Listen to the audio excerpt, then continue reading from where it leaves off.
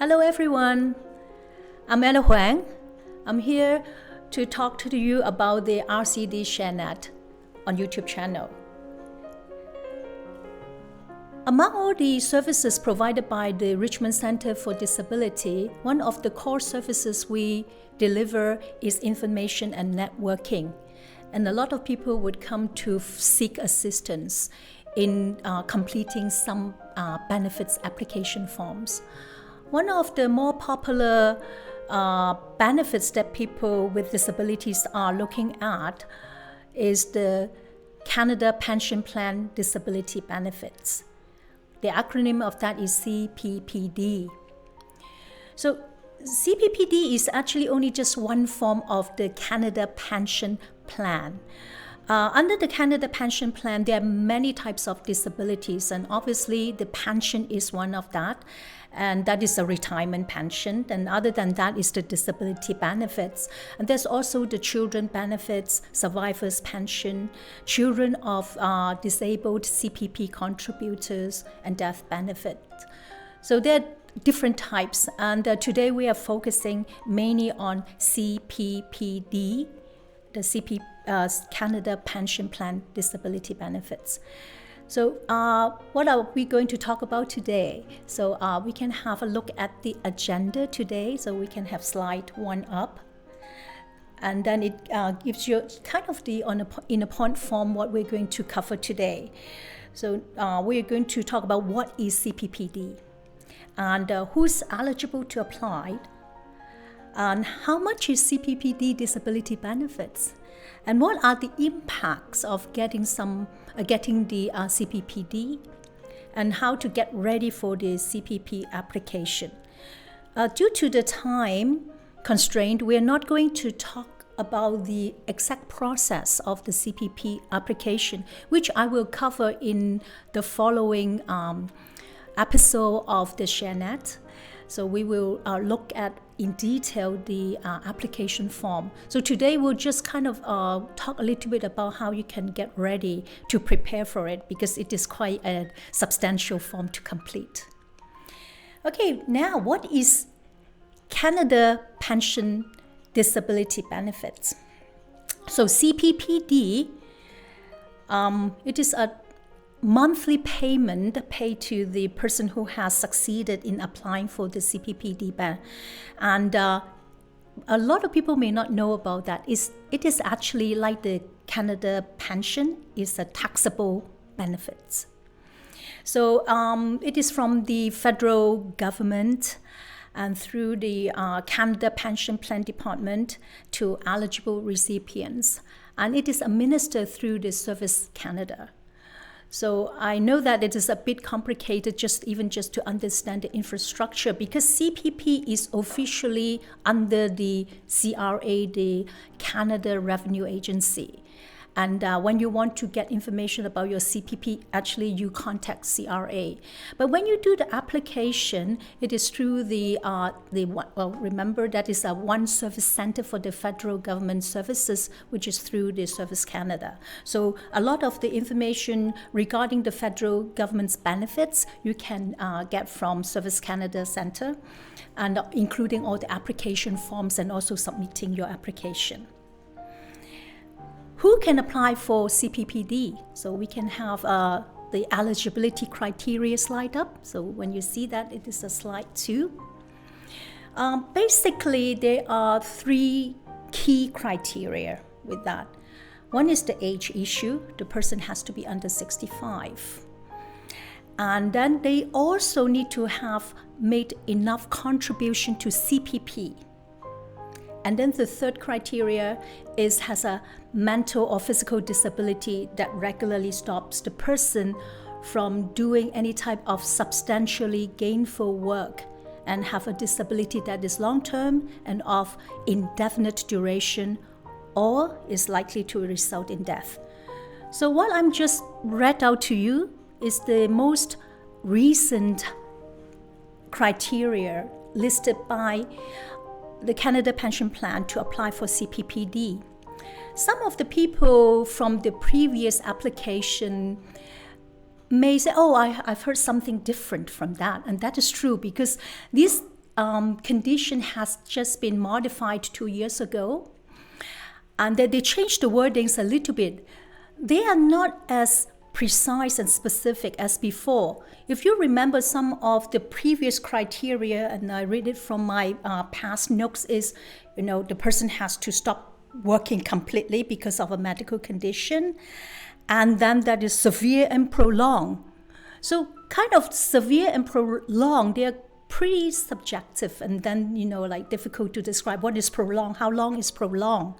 So kind of they have a little bit more explanation to that. And severity is also another thing.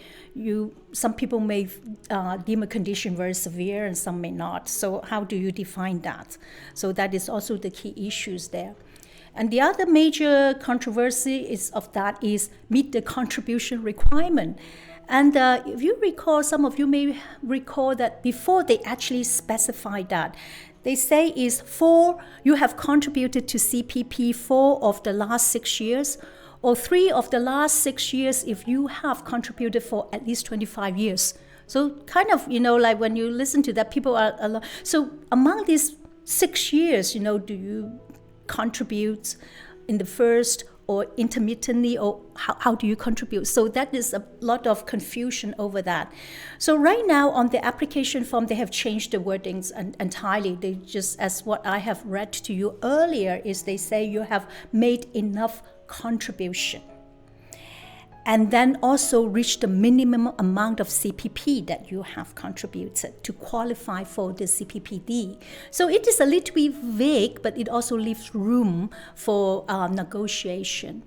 So exactly how it is calculated, we're not quite sure, but it also, because they changed the calculation of the amount of CPPD that people eligible recipients to receive. So when we talk about how much you will actually receive for CPPD, we'll talk more about it. So here I would say, when we look at that, is we leave it in the hand of the assessor to see, how much you have contributed and things. Because a lot of times, if before I would suggest the applicant to call CRA to check, okay, am I eligible? And sometimes it's difficult for the person who received your call to tell you are or not. So sometimes, depending on the actual amount you have contributed and the length of work that you have done, and then with contribution to CPP. So with the wording now, there is a little bit more latitude than, for everyone to apply. If you believe that you have already contributed enough, or you have contributed to a certain amount, a certain length of time for CPP, then you can try to do that. And then also it determines the amount that you will receive is how much you have contributed and how long you have contributed. Okay, so we will talk a little bit more about that. And also,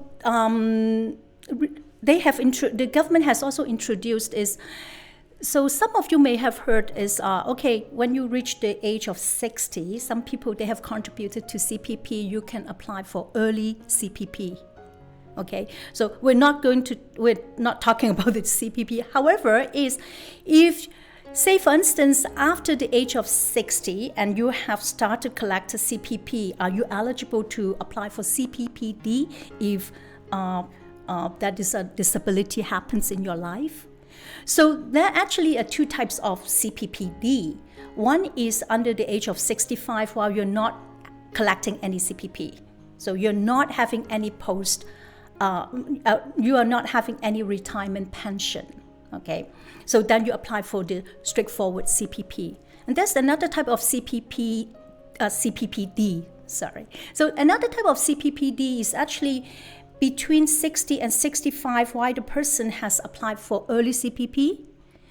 Now they need to apply because of a disability, then they want to apply for CPPD. Actually, you can, and this is called the post-retirement CPPD. And then for the post-retirement CPPD is there are certain condition is the person has started receiving early CPP for a number of months, and then you have a condition that you want to apply for CPPD because you're still under the age of 65, then you can apply for that. But the amount of the CPPD you receive may be different. And when we will talk about that in a bit.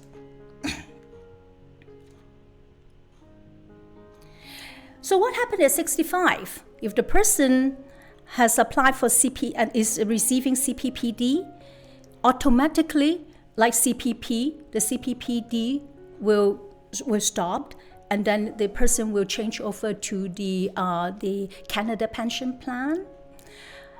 So that is just thinking the person is not on CPP, or they're having the post-retirement CPPD. So at 65, the CPP and CPPD will be converted to the CPP and also the OA security and all the other senior benefits. So this conversion will happen automatically, and that is actually, you have given the consent for them to do that, to change over. So everything will just stop at 65. Okay, now the key point here is how much is CPPD? So if this is worthwhile to apply, then we can have the next slide talking about the disability, the benefits amount. So before, also one of the key things of people applying for CPPD is they want to know how much they will get. That was very difficult to say in the past, but with the newer regime, that's a bit more clarity in that. So everything is based on a basic amount. And then, so when you apply, and then the basic amount you get, and based on how much you have contributed and how long you have contributed, that's additional amount on top of the basic amount. So that is quite good. You will know that is at least the minimum amount you get, and whatever amount you can get on top of that. So the basic CPP disability benefits is $510.85. Okay, and then depending on how much the person has contributed to CPP and how long, they will get an additional amount on that. So it is a flat rate plus an additional rate. And you know that would be the basic amount that you will get anyway. So remember, we also talk about the two types of CPPD. One is that after the age of 65, the person already on early CPP. So for that, the CPPD, if they are eligible to receiving that, they will only get the basic amount because they are already on CPP with the early type, right? So that's why the additional amount will not be added on it, but the person is still eligible to receiving the basic amount, so which is the $510.85. And that is the CPP and CPPD. They're, like kind of based on the index every year, so it will be adjusted every year. So the amount may be different. So when we look at the year 2021, the maximum payment amount is on top of the basic rate, which is, I mentioned, is $510.85. And on top of that, they don't just give you, unlimited amount. That's actually a maximum amount of CPPD the person will receive. And for 2021, the maximum amount is $1,413.66. This will be adjusted every year. And also based on the condition, how much the person has contributed and how long contributed. So this is pretty clear for everyone, hopefully, and with that. So a lot of people will also ask is, okay, I mentioned earlier, the monthly payment is taxable. So remember, when you report, when the the tax slips comes, and you need to report that, and then on top of that you need to pay tax on it. So that sometimes, you need to take that into consideration, save some money to pay the tax. But of course, there are personal exemption if, you have the disability tax credit, and everything will help for you to reduce the amount of tax you need to pay, and they are helpful. If you have not applied for the DTC while you have CPPD, I think that is something that you need to consider. And a very common question is, people would ask, okay, because with some disability benefits, say the provincial one, they have extended healthcare, they cover some of the medical expenses. Does CPPD cover that? The strict answer is no. So they don't cover, they don't have any health benefits. They don't give you the money because you need to buy medication. So that one you need to consider as well. But again, even if they do you think that you benefit from it? Yeah, because sometimes this is also very common question people have is, okay, when you apply for the CPPD and then you're also on the provincial disability benefits, how much will you get in total? Well, I'm sorry to let you know that whichever is highest, because they don't let you double dip. Whatever you get out from one pot and then from the other pot, whichever amount is the highest, you will keep that one, the other one you don't get. So if they do cover, remember with the provincial disability benefits, they have extended healthcare, so they cover the cost of the medications. So it is not on the CPPD. So sometimes it is good to look at, see whether you're also eligible for other type of disability benefits. Say, for instance, the CPPD, the person, they don't have the medical coverage. And some people would also ask, is there any support if the individual has dependent children? Yes. So for CPPD, they do look after that. If that is a household with dependent children, and then for the age under 18, then the child, that is a child benefit component to it. And beyond that, they actually extended to children. They're under 25, but attending a registered educational institution like university, college, and then they are also entitled to the children benefits. However, if the child is over 25 and still in school or college, then the person is not entitled to do that. So the information of those need to fill in on the application form. And in next session, when we talk about application form, I will talk a little bit more about that. So the amount also is, they vary every year based on the inflation index. So for 2021, the children's benefit is a flat rate. So it is a flat rate. It doesn't matter how many children you have. So it's a flat rate of $257.58 with that. Okay, now after understanding all of this, we want to kind of start looking at what is the process of applying. So we can have the next slide about process. And in the process one, we you see that there are two different ways that you can apply. Okay, before we get to the application, so people would ask is, when should I start considering applying for the CPPD? Do I wait until I cannot work completely? Or so as long as when you look at the eligibility criteria and you think that that you fulfill all the criteria, your medical conditions and different things, that is the time to consider applying. You don't need to completely stop working. Of course, down the road, that may be a possibility of the applicant cannot work at all. However, if the condition kind of make you need to reduce your work hours. So here is, when we look at that, is they're talking about whether you have gainful employment or you're getting gainful wages. So what it means is that you continue doing your work, but the amount of money that you in wages you collect, because you have to reduce your work hours due to the disabling condition, or you cannot work at all, then you lost your wages. So in that case, if the amount of money you still can get is less than the amount of money you will get from the CPPD, then you're eligible to apply. So you don't need to wait. You stop work completely. But of course, that is kind of down the road, because when you apply for the benefits, they need you to prove that, like that you are not able to do any type of work.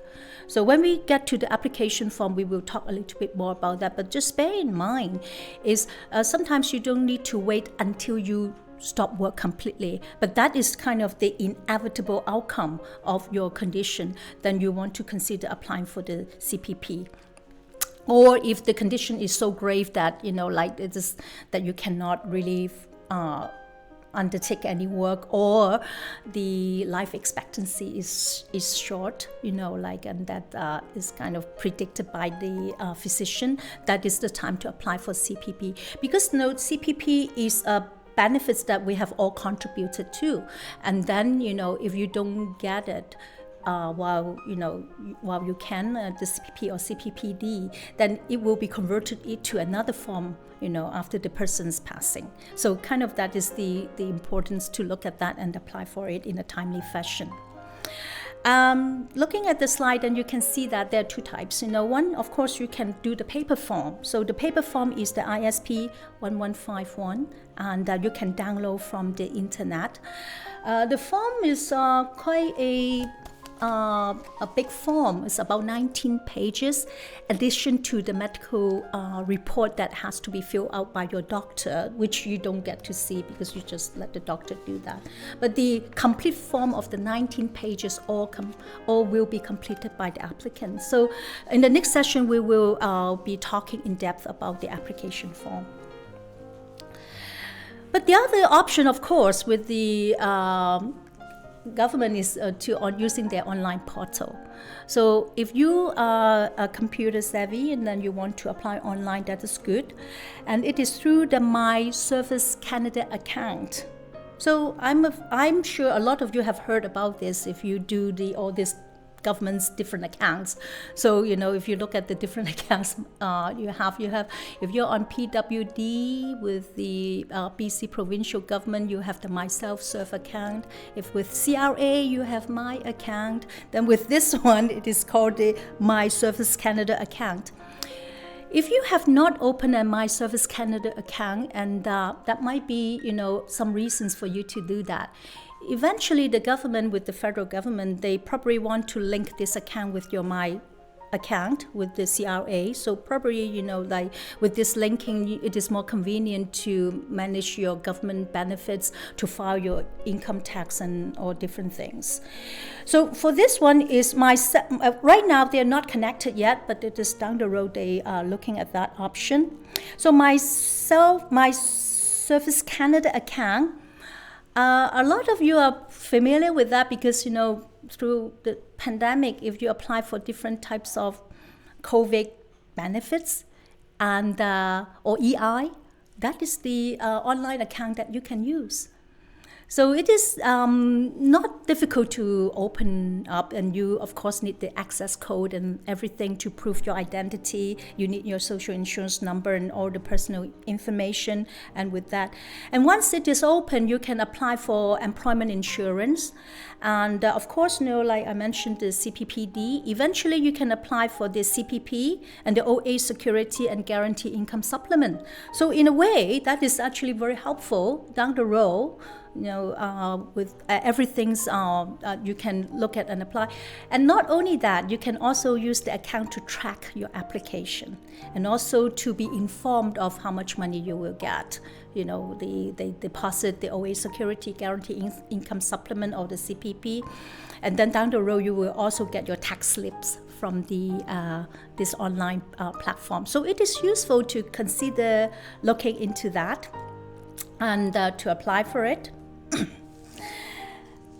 And I have not mentioned about one thing. Earlier I mentioned is the CPP. They also have a death benefits is for people who passed away. They have not claimed the CPP, and then they will have a death benefits. And other than that, the CPPD also have another type is for people with terminal illness. So if the very unfortunate get a medical condition that has have a finite lifespan, and the doctor of course, the doctor cannot say that, forecast the person to die at any time. But if that is looking at that is a terminal illness, possibly with a finite lifespan. And in that case, the person can actually apply for the CPPD if the person fulfills all the eligibility criteria, and they would go through a condensed process. So the process is very short and very quick because of the limited lifespan the person is having, so that they will release the benefits for the person quickly. Otherwise, for the regular CPP, depending on the workload, and it may take I've heard very quick as 1-2 months, or even longer beyond 3 months, for their approval or for their decision to come. So the last slide here is a screenshot. I mentioned earlier, when you go have your online platform, and that is all these benefits then you can apply. So and to track the progress and everything. So it is worthwhile, and if you have time, rather than rush into, I need to apply for this and that, you rush into doing that. So you can just with the information, you go online, check it out, and open that. They will send you a personal access code, then you can log on and then change the password, then that is your account. And then down the road, you may find it handy. Okay, so that's all for today, and I will come back to talk about the application for CPPD more in detail, and I will show the different section of the application form and also give you some hints how to fill that out, because this is a form that the applicant needs to complete, and then the other part is for the doctors, and then of course I probably won't go into detail about that, but there are some things that I would mention, like what you need to complete before you send it out to your doctor.